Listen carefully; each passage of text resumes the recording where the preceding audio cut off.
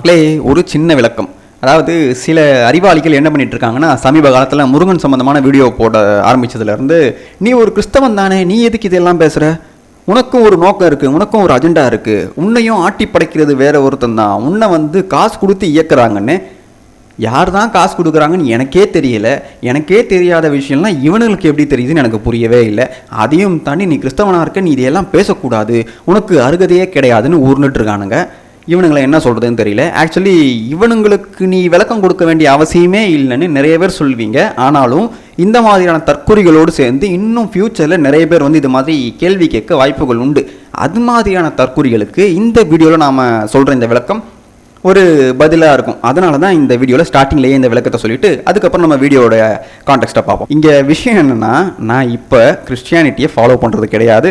அதில் என்னெல்லாம் பண்ணுவாங்களோ அதை சுத்தமாக தொடர்றதும் கிடையாது. கிட்டத்தட்ட ஒரு 10 வருஷமாக அப்படி தான் போயிட்டுருக்கு. நமக்கும் அதுக்கும் சம்மந்தமே இல்லைன்னு எப்பயோ துண்டிச்சாச்சு. இங்கே பேர் மட்டும்தான் என்னது. அது ஏன் பேரை மாற்ற முடியலன்னா, அரசாங்க ஆவணத்தில் இந்த பேரை மாற்றுறது எவ்வளவு கஷ்டம்னு இந்த பேரையெல்லாம் மாற்றினவங்களுக்கு தெரியும். நமக்கு இந்த பேரை மாற்றிட்டு மக்களை ஏமாற்றணுன்ற அவசியமே கிடையாது. இதுலேயே உங்களுக்கு தெரிஞ்சிருக்கும், ஏமாற்றணும்னு நினைக்கிறவன் தான் எல்லா விஷயத்துலையுமே திருட்டுத்தனம் பண்ணுவான். ஏமாற்றக்கூடாதுன்னு நினைக்கிறவன் அதை பற்றி கண்டுக்கவே மாட்டான். நமக்கு அந்த பிரச்சனையே கிடையாது. நம்ம நோக்கம் இதுதான், நாம் பேசுகிறது இதுதான், இதை தான் எடுத்து சொல்லணுன்றது ஐடியா எனக்கு தெளிவாக இருக்கும். ஆனால் இந்த மாதிரியான சில புல்லுருவி தற்குறிகளுக்கு, மூளை இல்லாத தற்குறிகளுக்கு இதெல்லாம் புரியாது. இதெல்லாம் புரிஞ்சுக்கணுன்னா நிறைய விஷயத்தை தெரிஞ்சுக்கணும், பக்குவம் அடையணும். பக்குவம் அடையாத கோமாளிகள் மட்டும்தான் இது மாதிரி பேசுவாங்க. நான் ஏன் இந்த ஜபக்குமாரன் வருண் மாதிரியான ஆட்களை குறிப்பாக பாயிண்ட் அவுட் பண்ணி சொல்கிறேன்னா, இவங்க யாருமே தன்னுடைய ஐடியாலஜி இதுதான், தன்னுடைய மனசுக்குள்ள என்னுடைய மதத்துக்கு தான் முன்னுரிமை, அதுக்கப்புறம் தான் பிற மதம் அப்படின்றத இவங்க வெளிப்படையாக சொல்ல மாட்டாங்க. ஆனால் நான் தெளிவாகவே சொல்லுவேன், எனக்கும் கிறிஸ்தவத்துக்கும் சம்மந்தம் கிடையாது. நான் ஒரு ஹிந்து. எந்த ஒரு கிறிஸ்தவன் 48 நாள் விரதம் இருந்து அறுபடை வீடுக்கும் போயிட்டு வருவான் மாலை போட்டுக்கிட்டு? இதுக்கு பதில் தயவுசெய்து யாராவது சொல்லிவிடுங்க, எந்த கிறிஸ்தவனாவது நம்ம தமிழ்நாட்டில் இருக்கானா? அப்படி இருந்தால் எனக்கு காட்டிடுங்க. என்னை தவிர நான் கிறிஸ்தவன்னே என்னை அசோசியேட் பண்ணிக்கல. அப்படி இருந்தாலுமே நான் ஒரு அஜெண்டாவோட இந்து மதத்தை தாக்கி பேசணுன்ற அவசியத்தோட எந்த ஒரு வீடியோவையும் இது வரைக்கும் போட்டிருக்க மாட்டேன். என்னுடைய பழைய சப்ஸ்கிரைபர்ஸ்லேருந்து இப்போ பார்க்குறவங்க வரைக்கும் எல்லாருக்குமே தெளிவாக தெரியும். ஏன்னா நமக்கு அஜெண்டான்றது எதுவுமே கிடையாது. குமரிக்கண்டத்துலையும் தெளிவாக ஒரு விஷயத்தை சொல்லியிருப்பேன். அதை வச்சு சில பேர் கேட்டிருந்தாங்க, நீ குமரிக்கண்டத்தில் முருகனை மூலக்கடவுள் சொல்லியிருந்திய ப்ரோ. இப்போவும் அதை தான்டா சொல்கிறேன். முருகன் தமிழர்களுடைய மூலக்கடவுள், பாண்டியர்களுடைய குலசாமி. ஆனால் முன்னோர் கிடையாது. இந்த விஷயத்தையே புரிஞ்சுக்க தெரியாதவனுங்க தான் நம்மளை இந்த மத டேக்கில் அடைக்க பார்க்குறானுங்க. ஆனால் உங்களுடைய இந்த விளையாட்டுக்கெல்லாம் நாம் எந்த ஒரு இடத்துலையுமே சிக்க வாய்ப்பே கிடையாது. என்ன மதத்தை சொன்னாலுமே சரி, நான் என்ன பண்ணுறேன்னு நம்மளுடைய சப்ஸ்கிரைபர்ஸ்க்கு நல்லாவே தெரியும். என்னுடைய வீடியோஸை புதுசாக பார்க்கறவங்களுக்கே நல்லா தெரியும். இதில் இன்னொரு சிக்கல் என்னென்னா, இந்த தமிழர்கள் இந்துக்கள் கிடையாது, இந்து மதத்துக்கும் தமிழர்களுக்கும் தொடர்பே கிடையாது, இது ஆரிய மதம்னு உருட்டுறவனுங்களுக்கெல்லாம் என்ன பிரச்சனைனா, ஏற்கனவே ஒரு வீடியோவில் சொன்னேன்ல, இவனுங்க எல்லாருமே உண்மையாகவே மதம் மாறிட்டு அவனுடைய மதத்தை முன்னிலைப்படுத்தவே இங்கே தமிழர்களை இந்துக்கள் இல்லைன்னு சொல்லி பிரிக்கிற வேலையை பார்த்துட்டு இருக்கானுங்க. இந்த உண்மையை சொல்றதாலையும், இதை விட இவனுங்களுக்கு இந்த இந்து மதத்தில் தெரியாத விஷயமும் புராண கதைகளில் சொல்லப்பட்ட விஷயங்கள் புரியாததாலையும், இதையெல்லாம் இவன் எப்படி இவ்வளவு தெளிவாக புரிஞ்சுக்கிட்டு சொல்கிறான்ற பொறாமையாலையுமே இவனுக்கு என்ன பண்ணுறானுங்கன்னா, நம்மளை இந்த மத டேக்கில் அடைக்க பார்க்குறானுங்க. ஆனால் அதெல்லாம் வேலைக்காகாது. ஸோ இந்த கிளாரிஃபிகேஷனுக்காக தான் இதை நான் ஸ்டார்டிங்லேயே சொன்னேன். ஏன்னா இது மாதிரி நிறைய தற்கொலைகள் ஃப்யூச்சரில் வருவாங்க, அவனுங்களுக்கும் இந்த இன்ட்ரோ கிளியராக இருக்கும். லாஸ்ட் வீடியோ போட்டப்போ நிறைய பேர் சொன்னாங்க, ப்ரோ கெவின் ப்ரோ வீடியோ பார்த்தீங்களா, அவர் என்ன பேசியிருக்காருன்னு தெரியுமான்னு கேட்டாங்க. நான் வீடியோ பார்க்கல. இப்போவும் அந்த வீடியோ அவர் என்ன பேசியிருக்காருன்னு எனக்கு தெரியல. ஆனால் சில பேர் சொன்னது பார்த்தீங்கன்னா, ப்ரோ ஒரு மிஷினரிகளுக்கு முட்டு கொடுத்து பேசுகிறார் ப்ரோ. இன்னும் சில பேர் என்ன சொன்னாங்கன்னா, இன்ஸ்டாகிராமில் அவர் மிஷினரிஸ் அவங்க கடவுள் நம்பிக்கையை மனசில் வச்சுக்கிட்டு தான் இங்கே அவங்க கடவுள் போதிச்சதை இவங்க வெளியே காட்டுறாங்களே தவிர எந்த ஒரு திட்டமும் இவங்களுக்கு கிடையாது. இவங்களுடைய கடவுள் நம்பிக்கை அப்படி சொன்னதால தான் இவங்க அந்த மாதிரி பண்ணுறாங்கன்னு இவர் சொன்னதா இவங்க எனக்கு மெசேஜ் பண்ணியிருந்தாங்க. ஆக்சுவலி அது ரொம்ப தப்புன்னு தான் சொல்லுவேன். ஏன்னா எந்த ஒரு கடவுள் நம்பிக்கை, உன்னுடைய கடவுள் நம்பிக்கை தான் சிறந்தது, மற்றவர்களுடைய கடவுள் நம்பிக்கை போலியானது, அது சாத்தானை வணங்கும் ஒரு கூட்டம் அப்படின்னு சொல்லுதோ, அப்பவே இவங்க நம்பக்கூடிய மதம் என்பது போலியான மதம் ஆகிடுது. இவங்களுடைய மதம் என்பது தன்னைத்தானே சிறுமைப்படுத்தி கொள்ளும் மதமாக தான் இருக்கிறதே தவிர எல்லா மதத்தையும் அரவணைக்கும் மதம் தான் உயர்ந்தது. அந்த விதத்தில் உயர்ந்த மதம் எதுன்னு பார்த்தீங்கன்னா இந்த பூமியிலேயே இந்து மதம் தான். ஏன்னா சிறந்த உதாரணம் ஒன்று சொல்கிறேன் பாருங்கள். இந்து மதத்தை சேர்ந்த எந்த ஒரு ஆளுமே எங்கேயுமே போய் நீங்கள் எங்கள் மதத்துக்கு மாறுங்கன்னு யாரையுமே வற்புறுத்தினதே கிடையாது, வற்புறுத்தவும் மாட்டாங்க. உலகம் முழுக்க அதுதான் நடக்குது. ஆனால் ஆபிரகாமிய மதங்களுடைய நோக்கமே என்னென்னா எல்லா மதத்தையும் அவங்களுடைய மதத்துக்கு எதிராக இருக்க எல்லாரையுமே நீ சாத்தான வணங்குற, உன் மதத்தில் அறிவியல் ரீதியான கருத்து கிடையாது, எல்லாமே மாயாஜாலம் போலின்னு சொல்லி இவங்க மதத்துக்கு உள்ளே கொண்டு வர்றது தான் இந்த ஆபிரகாமிய மதங்களுடைய வேலை. இதிலிருந்தே தெரிஞ்சுக்கோங்க, இந்து மதத்துக்கு தன்னுடைய மதத்தை நோக்கி யாரையுமே வற்புறுத்தி உள்நுழைக்கணுன்ற அவசியம் கிடையவே கிடையாது. அது பன்னெடுங்காலமாக இருக்குது. எவன் என்ன பண்ணாலுமே சரி அவனுங்களால ஒரு துரும்ப கூட அசைக்க முடியாத இடத்துல தான் இந்து மதம் இருக்குது. இதனாலேயே இந்த மிஷினரிகளுக்கு ஆரம்ப கட்டத்திலிருந்தே ஒரு பொறாமை குணம் இந்த இந்து மதத்து மேலே இருக்குது. இதுக்கு சிறந்த உதாரணம் என்னன்னு பார்த்தீங்கன்னா, இங்கே மதம் மாற்றம் செய்ய வந்த மிஷினரிகள் யாராருன்னு பார்த்தீங்கன்னா ஃப்ரெஞ்சுக்காரன், டச்சுக்காரன், போர்ச்சுகீசியன், பிரிட்டிஷ்காரன், இந்த 4 மொழியை சேர்ந்த மிஷினரிகளும் உள்ளே வரும்போது, இந்தியாவுக்குள்ளே வரும்போது அவங்களுக்கு எது தெரியுமா மிகப்பெரிய தடைக்கல்லாக இருந்தது? பிராமணர்கள். இந்த பிராமணர்கள் இந்த இந்தியாவில் இருக்கிற வரைக்கும் இந்த இந்தியாவை நம்முடைய கைப்பிடிக்குள் கொண்டு வர முடியாது. அதுலேயும் குறிப்பாக இங்கே கிறிஸ்தவ மதத்தை முழு அளவில் பரப்ப முடியாதுன்றதை தெளிவாக தெரிஞ்சுக்கிட்டவனுங்க இவனுங்களுக்கு தடைக்கல்லாக இருக்க இந்த பிராமணர்களை அகற்ற படிக்கல்லாக பயன்படுத்தினது தான் இந்த டிவைசிவ் பாலிட்டிக்ஸ். கிளியராக என்ன பண்ணானுங்கன்னா இந்து முஸ்லீம் வேறுபாடை உருவாக்குறானுங்க. அதுக்கு முன்னாடி இவனுங்க உருவாக்குறது என்னென்னா, தொழில்முறை சாதிகளாக இருந்த இந்த வர்ண முறையை இவனுங்க என்ன பண்ணானுங்கன்னா கிளியராக உண்மையான இந்த ஏற்றத்தாழ்வை கற்பிக்கிறது. இந்த சாதிகள் இந்தியாவில் ஆதி காலத்திலிருந்தே ஏற்றத்தாழ்வு இருக்கிறதுன்னு கிளியராக என்ன பண்ணானுங்கன்னா எல்லா டெக்ஸ்ட்டையும் மேனிப்புலேட் பண்ணானுங்க. ஸோ மேனிப்புலேட் பண்ணதோடு நிறுத்தினானுங்களா பார்த்தீங்கன்னா கிடையாது. ஆரம்பத்திலேயே இவங்களுக்கு தடைக்கல்லாக இருந்த பிராமணர்களை என்ன பண்ணுறானுங்கன்னா கொல்றானுங்க. இவனுங்களால் அவங்களுடைய இடத்த பிடிக்கவே முடியல பாதிரியார்களால். ஏன்னா பிராமணர்கள் மேலே இந்த இந்தியா முழுக்க எல்லா மக்களுக்குமே அப்பேற்பட்ட ஒரு நற்பெயர் இருந்தது. ஏன்னா அவங்கள மதித்தாங்க. காரணம் அவங்க என்ன மாதிரியான சடங்குகளை பின்பற்றினாங்க, என்ன மாதிரியான வேலைகளை பண்ணாங்க, என்ன மாதிரியான வாழ்வியலை அவங்க முன்னிறுத்தி வாழ்ந்தாங்கன்றது பண்டைய கால டெக்ஸ்ட் எல்லாத்துலேயுமே இருக்குது. ஆனால் அது எல்லாத்தையுமே இவனுங்க வர்ண அடிப்படையில் இவங்க சாதி ரீதியாக டாப்பில் உட்காந்துக்கிட்டு இவங்க எல்லாரையுமே நசுக்குனாங்கன்னு இவனுங்க உருட்டி வச்ச கதையை இப்போ வரைக்குமே இங்கே இருக்கக்கூடிய லெஃப்டிஸ்ட் மீடியாக்கள், லெஃப்டிஸ்ட் ஆட்கள், மெக்காலே கல்வி முறை போதிச்சுட்டே இருக்குது. அதன் விளைவாக தான் நம்முடைய பண்டைய வரலாறு என்னென்னு தேடி பார்க்குற அறிவு கூட இல்லாமல் நாம் இன்னுமே பிராமணர்கள் அடக்குமுறை செய்தார்கள், ஒடுக்குமுறை செய்தார்கள் உருண்டுட்ருக்கோம். அதையுமே இங்கே இருக்க இந்த சாலமன் கான், மன்னர் மன்னன் மாதிரியான கிரிப்டோக்கள் என்ன பண்ணிட்டு இருக்காங்கன்னா அதை எடுத்து பேசிகிட்டு இருக்காங்க. இவங்களுக்கெல்லாம் ஒரு சின்ன விஷயம் சொல்கிறேன்.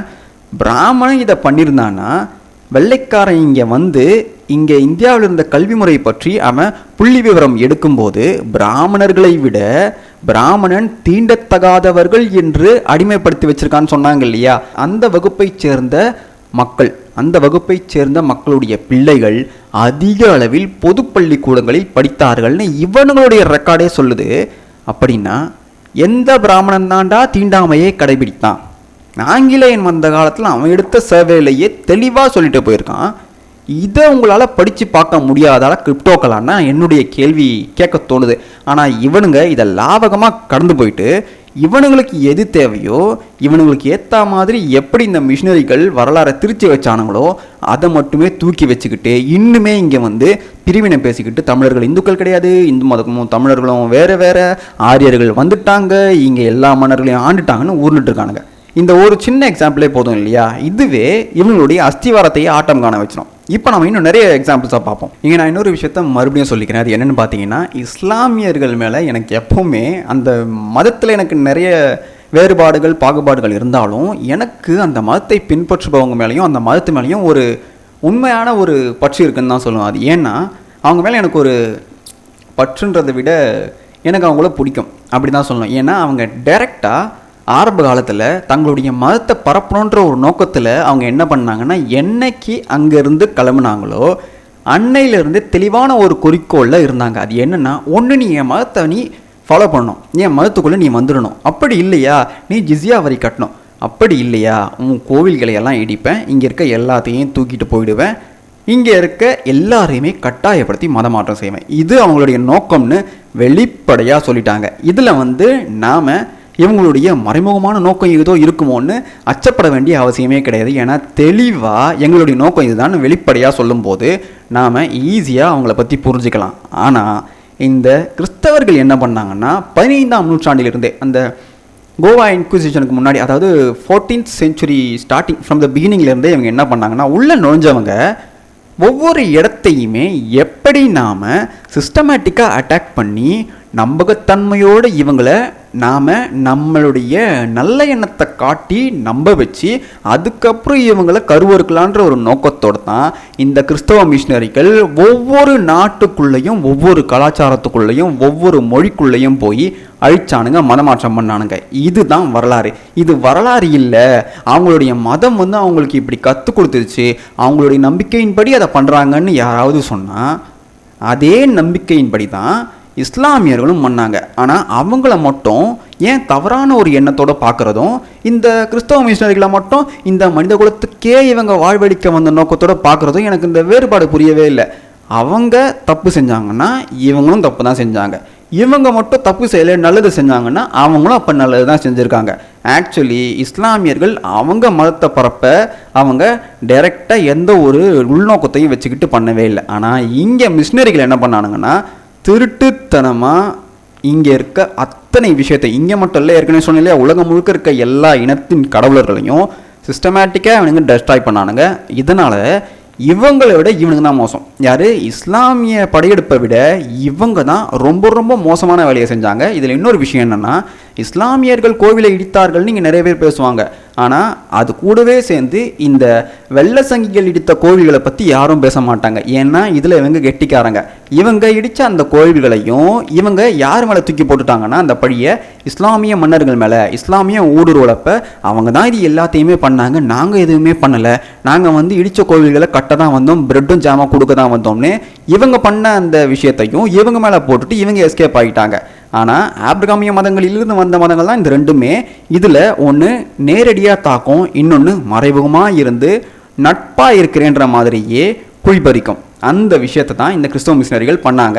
இது இல்லை அவங்க அப்பாவிகள் எவனா சொன்னான்னா அவன் மதவெறியில் இருக்கான்றதை மட்டும் தெளிவாக தெரிஞ்சுக்கோங்க. இதை நான் இப்போ இவ்வளோ வெளிப்படையாக பேசுகிற எண்ணம் நீயும் கிறிஸ்தவன் தான் எவனா சொன்னீங்கன்னா உங்களுடைய மூளை வேலை செய்யலன்னு தான் அர்த்தம். ஃபேமஸ் தியாலஜியன் ஒருத்தர் இருக்கார், ரிச்சர்ட் ஹென்ரி பாய்ட்னு.